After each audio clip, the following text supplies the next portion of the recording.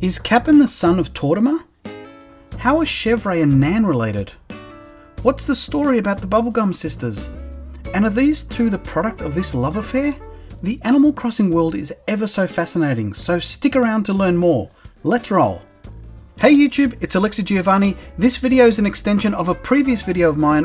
One question I posed in the video was whether Kapp'n was related to Tortimer, and a few very passionate viewers were quick to point out that this was not even possible, as Kapp'n is a Kappa and Tortimer is a tortoise.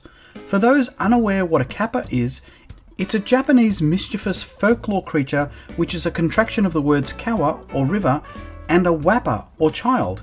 These typically are depicted as green, human-like beings with webbed hands and feet and turtle-like carapace on their backs. They also have a metal dish on their head. Check it out, the whole Kapp'n family have this. What blew my mind is when I connected the dots for me as a childhood love for a show called Monkey Magic, which turns out Sandy is a Kappa, thanks to my eldest son for pointing this out. And further blowing my mind is one of the new villagers in the 2.0 update was Tiansheng, which himself reminds me of Monkey. What do you think? Is this a coincidence or not? Who else can play the role of Pixie and Tripitaka? Best answer will get a shout out in a future video. Recognize this song? It's pretty epic, and these two are often referred to as the Bubblegum twins, but funny fact is, they're not even twins at all. They also appear on the cover of the popular KK song Bubblegum KK. Francine is the older sister, and it's said that Chrissy's name was inspired by Christina Aguilera. Make of that what you wish. This is due to her desire to be a pop star as a peppy personality, and check out the microphone in her house. What's really cool about these two is that Francine has a picture of Chrissy, but apparently Chrissy doesn't offer the same gesture in her house. How rude. Have you got either one of these villagers? In a similar way, there's been intrigue with these two Animal Crossing goats of Nan and Chevre who have photos of each other in their houses. It's assumed that they're blood related due to this, but it turns out that there's even a more amazing connection. There's a popular Japanese children's song that these characters are based on. It's to do with goat mail, which is the story of the black and white goat. The black goat gets a letter from the white goat, and before they get to read the letter, they eat it. And so they write a letter back to the white goat asking what the letter said, and the white goat then eats the letter in response before reading it, and it goes back and forth. So these two are more like pen pals than they are blood relation. How cool is that? Here's another interesting fact. If you've reached a 3-star island and have KK Slider, you might not be aware of how his name came to be KK. It's believed that KK came to be from Kazumi Totaka, who has a long and unique history as a composer with Nintendo.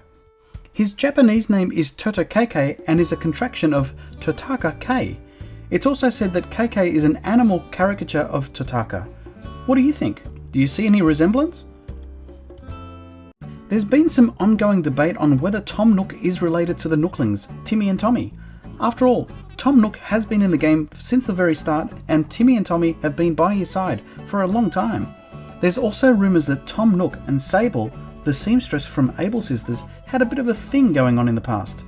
There's been dialogue in previous Animal Crossing games that hint at their involvement, and Sable seems to be somewhat smitten by him. There's even fan fiction floating around for Tom and Sable, where regular people make extended stories of their backstory and future. There's also been speculation that Timmy and Tommy could well be their children. I doubt that, but whilst Tom Nook has referred to them as nephews, it's believed that this is more of a playful or a polite connection, and he's adopted them as understudies to running business through the Animal Crossing series. In the previous video, I didn't quite explain this complicated pelican relationship, or should I say pelicant. So this turns out to be a tragic love triangle. Pete loves the meaner of the two sisters, Phyllis, but Pelly is the one that has feelings for Pete. Who would have thought Animal Crossing has so much drama? One of the viewers of the last video pointed out that Resetti is actually in the game of New Horizons, which I didn't realise. He's found when you call rescue service, which I admit I didn't call very often. There's a hint of autosaving, which the Resetti's brothers would be known to nag you about if you quit the game without saving. Sunny was the more aggro of the two, and when you call for help when you don't have 100 Nook Mile points to give, the Resetti comes out. Who do you think is on the phone? Don or Sunny? These two lovebirds or should I say love llamas. And I own it, love llamas sounds a whole lot better than love alpacas. Maybe I should have gone with all pashers. Are there any other relationships that you know about that haven't been covered in this video or its predecessor to this video, which I'll leave on screen to check out next? I highly recommend it. I'd love to hear from you. This is Alexi Giovani signing off, and until next time, see ya!